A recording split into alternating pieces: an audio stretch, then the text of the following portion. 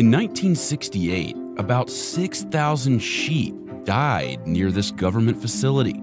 They were poisoned by a chemical weapon named VX. The US hasn't been known to actively use VX in combat. In fact, it's begun destroying its stockpile of chemical munitions as part of a UN treaty. But it's just one of many strange and secretive experiments that happened within these walls. Experiments on sheep, mosquitoes, and even civilians.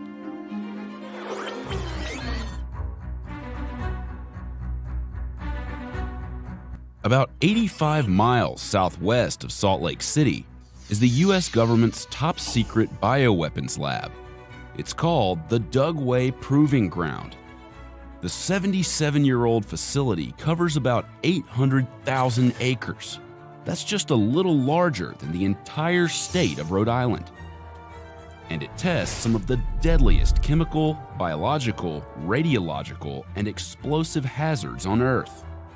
Less famous than Area 51, Dugway dates all the way back to 1942, right in the middle of World War II. The decisive battle of the war has begun. The government needed a large area to test powerful weapons, eventually settling on this stretch of land in the Utah desert. Back then, the site was used to test everything from chemical sprays and flamethrowers to various antidotes and protective equipment, and even firebombing. After World War II, Dugway mostly shut down until the Korean War began in 1950.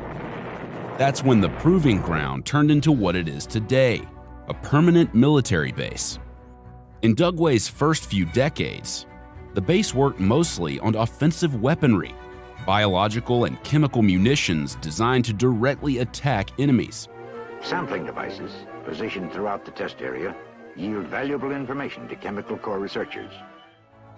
The 1950s, for example, saw the launch of Operation Big Itch, an experiment that was testing weaponized fleas. The fleas weren't infected with any type of disease or agent, but experimenters were working with thousands of them, and the fleas were dropped in cluster bombs to gauge if they would survive the fall from an airplane. And this was only part one. Dugway launched a second experiment called Project Bellwether in the 1960s. Only this time, mosquitoes were injected with inert diseases, inert bacteria, and inert viruses. But get this, those mosquitoes were released upon several groups of human volunteers who were bitten again and again during the trials. And there are records dating back to the late 1950s, which describe experiments that used infected mosquitoes. And those are just two experiments known to the public. Exactly what goes on at Dugway is, well, pretty unclear. And that's not by accident. The area is intensely guarded.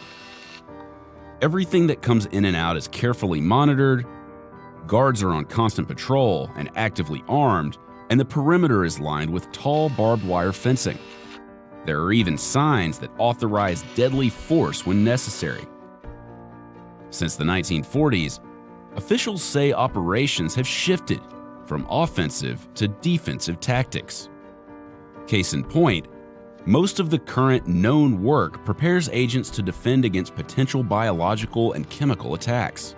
For example, a multitude of training programs are held on site for the armed forces.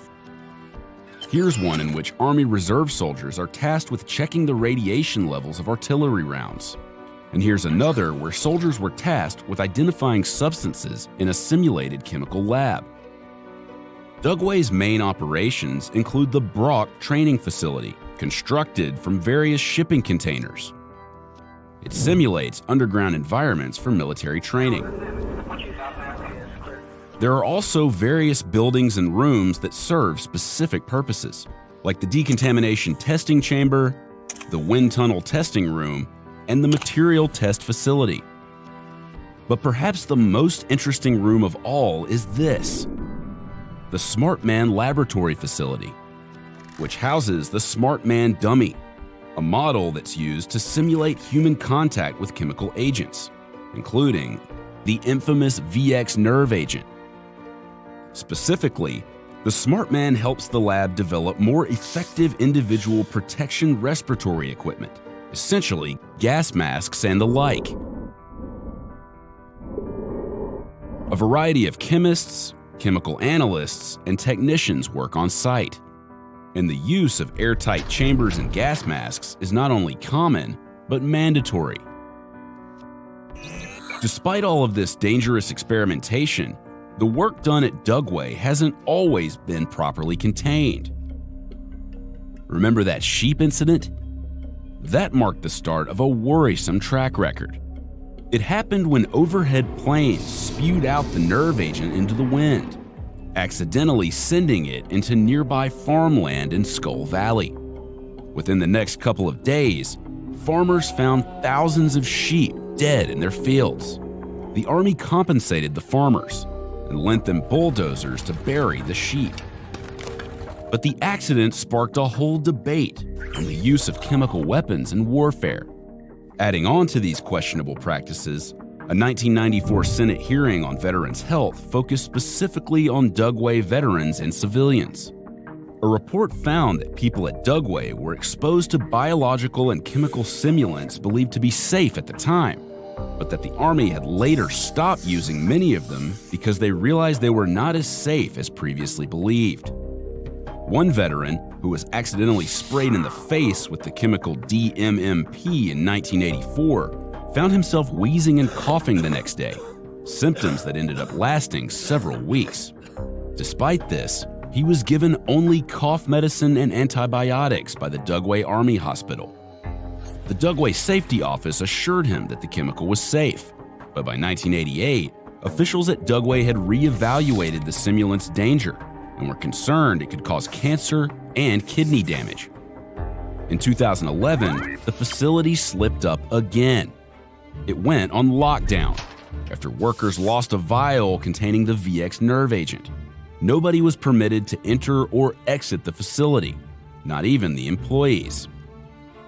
And in 2016, the CDC and the Department of Defense launched a major investigation when a review team found that Dugway had been operating dangerously for several years without the government's knowledge.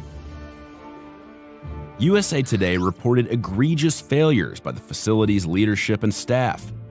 The report singled out the head colonel in command at Dugway, Brigadier General William King.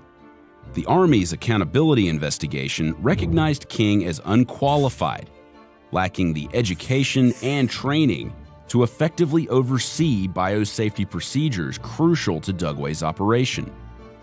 The report admonished him, saying he repeatedly deflected blame and minimized the severity of incidents. It even says King fails to recognize how serious the incidents truly were. And how serious were the incidents exactly? Well, under King's command, the facility mistakenly shipped live anthrax to other labs, and not just once, but multiple times, for over a decade. That same report revealed that workers had been regularly and deliberately manipulating data in important records. Records meant to verify that pathogens being transported elsewhere were killed and safe for researchers to handle without protective gear.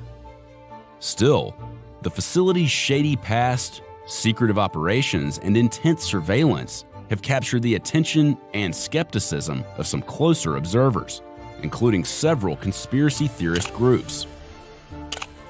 There are suggestions that the facility is the new Area 51, and the local community has raised their own questions about the facility's operations.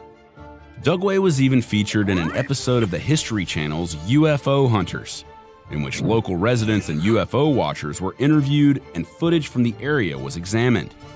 It's hard not to wonder when you live in close proximity to such a restricted landscape. Despite these theories, Dugway has expressed a desire to be more transparent, and representatives have said the facility wants to be more a part of the local community by better informing citizens about what exactly goes on there. So far, they've delivered some on that. The facility has its own events page, which lists several events open to the general public and the local Utah community. This year, they're hosting a trail race on the facility grounds. Certainly, today's Dugway is a far cry from the 1940s Dugway, which was entirely closed off to the public. But despite the shift in the level of secrecy, much of Dugway's testing remains classified, preserving the skepticism and mysteriousness surrounding the facility.